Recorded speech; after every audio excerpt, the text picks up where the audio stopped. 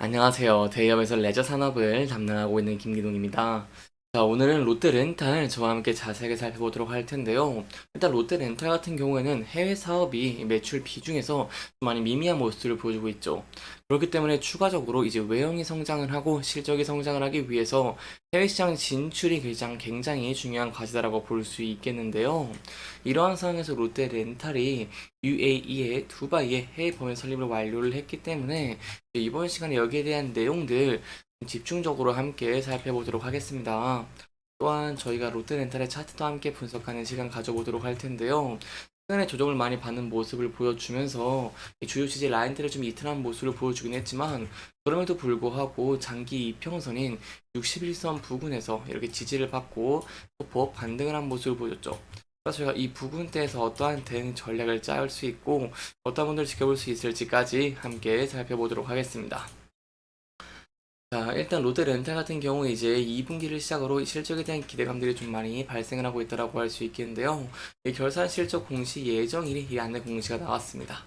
8월 6일에 이렇게 실적이 발표될 예정이기 때문에 여기에 대한 내용들은 저희가 함께 지켜보시면 좋을 것 같고요. 8월 6일에 제가 또 이렇게 여러분들에게 실적에 대한 리뷰들도 함께 진행하는 시간 가져보도록 하겠습니다. 그렇다면 저희가 지금은 또 어떠한 부분들을 지켜볼 수 있을까요? 일단 롯데렌탈 같은 경우에는 이 수출이 굉장히 중요하다고 볼 수 있겠습니다. 사실 이 롯데렌탈의 중고차 수출 같은 경우에는 매년 큰 폭으로 좀 증가를 하고 있다고 할 수 있겠습니다. 하지만 그럼에도 불구하고 여전히 이 내수 시장에 대한 의존도는 좀 높은 편이라고 볼 수 있겠는데요. 실질적으로 저희가 판매 수익을 본다라고 하시면 중고차 매각의 수출적인 측면에서 봤을 때 21년에 이렇게 5.6%를 기록을 하는 이 360억 원대를 기록한 모습을 보여줬고 점유율이 6.4% 그리고 9.6%로 이렇게 좀 빠르게 증가를 하고 있는 모습을 보여주긴 했습니다. 네, 하지만 저희가 전체 중고차 판매 수익에서 본다고 한다면 수출이 차지하는 비중 같은 경우에는 좀 증가하는 모습을 보였더라고 하더라도 2023년에 약 9.6%인 모습들을 확인할 수가 있고요. 전체 매출 대비로 봤을 때 1% 수준에 불과하다고 볼 수 있겠습니다. 따라서 롯데렌탈 같은 경우에는 해외 진출을 하면서 이 수익원을 좀 다각화하는 것이 굉장히 중요하다고 볼 수 있겠는데요. 왜냐하면 이 롯데렌탈의 전체 매출에서 이 해외가 차지하는 비중은 약 3%에 불과하기 때문입니다. 따라서 롯데렌탈의 입장에서도 해외 매출을 좀 많이 키워야지 내수 의존도를 많이 낮출 수 있겠고 이로 인해서 실적적인 성장 그리고 그로 인한 추가적인 상승 여력도 좀 확보를 할 수 있기 때문에 이러한 내용들이 굉장히 중요하다고 볼 수 있겠습니다. 그렇기 때문에 이 해외 사업 확대 같은 경우에도 이 최진한 대표님이 지난해 6월에 이 대의에서 최후 경영자 기업 설명회 대회에서 직접 언급을 한 주요 경영 과제다라고 설명을 드릴 수 있겠고요. 이 연내에 자회사 롯데오토 글로벌의 UAE 법인 설립을 완료할 방침이다라고 말을 하기도 했습니다. 이 롯데렌탈 같은 경우에는 이 롯데오토 글로벌 UAE 법인을 통해 가지고 중고차 수출을 좀 확대해 나갈 계획을 가지고 있었는데 긍정적인 소식이 나왔죠. 이 바로 롯데렌탈이 이 아랍에미리트 두바이에 해외 법인 설립을 했다는 것입니다. 따라서 저희가 기대 가능한 포인트는 이 UA 법인 설립을 시작으로 해외 수출 비중이 좀 증가를 할 수 있을지 그리고 그로 인해서 실질적인 부분에서 저희가 큰 폭의 성장을 기대해 볼 수 있을지가 굉장히 중요하다고 볼 수 있겠습니다.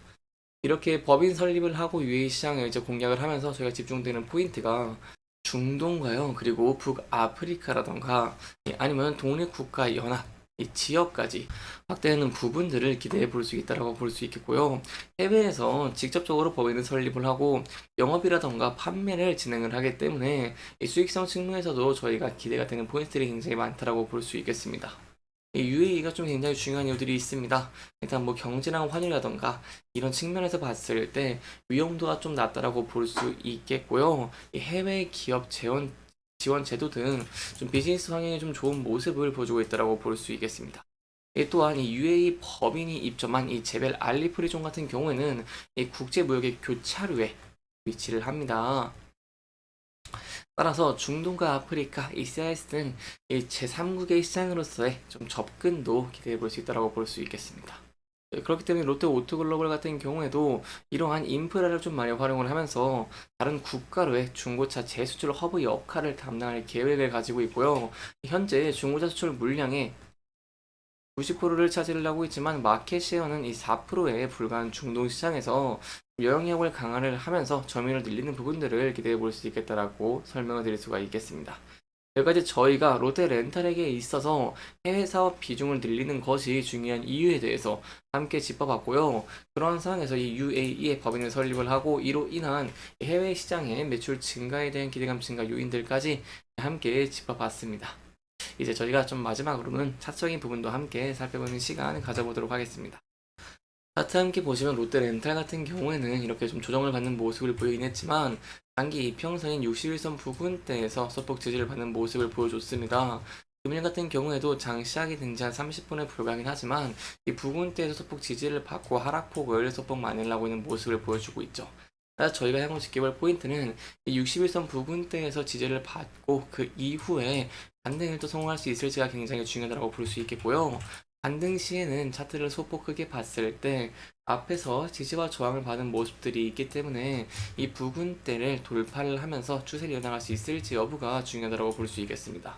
원래는 이 라인대가 지지 라인대였지만 이 부근대를 이탈하게 된다고 한다면 저항 라인대로 바뀌기 때문에 이 부근대를 돌파할 수 있을지 여부가 굉장히 중요하다고 볼 수 있겠고요. 이 부근대를 돌파를 하고 어느 정도 쌓여있는 매물대를 돌파하는 모습을 보여주면서 이 단기 신고가 부근대를 돌파하는 모습을 보여주게 된다고 한다면 이 상단으로는 이 매물대가 좀 적은 모습을 보여주고 있기 때문에 추가적인 상승 추세를 유지할 가능성도 어느 정도 있다는 부분들은 염두에 두시면 좋을 것 같습니다. 다만 저희가 항상 리스크적인 측면 대비하는 것이 굉장히 중요하기 때문에 이 부근대에서 61선 부근을 이탈하고 하락을 하는 모습을 보이게 된다고 한다면 앞서서 지지와 저항을 많이 받았던 라인대가 있습니다.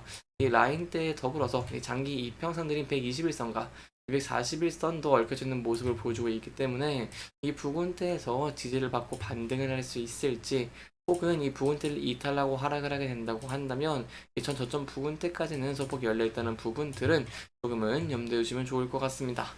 자, 이렇게 이번 영상에서는요, 저희가 롯데 렌탈의 UAE 법인 설립에 대한 내용들, 그리고 그로 인해서 저희가 향후 기대 가능한 포인트에 대한 내용들까지 함께 짚어보면서 진행을 했고요.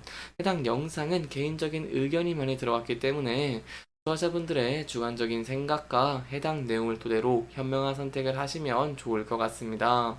이렇게 영상 잘 보셨다면요, 다음 영상도 시청해 주시길 바라면서 오늘 영상 마무리하도록 하겠습니다.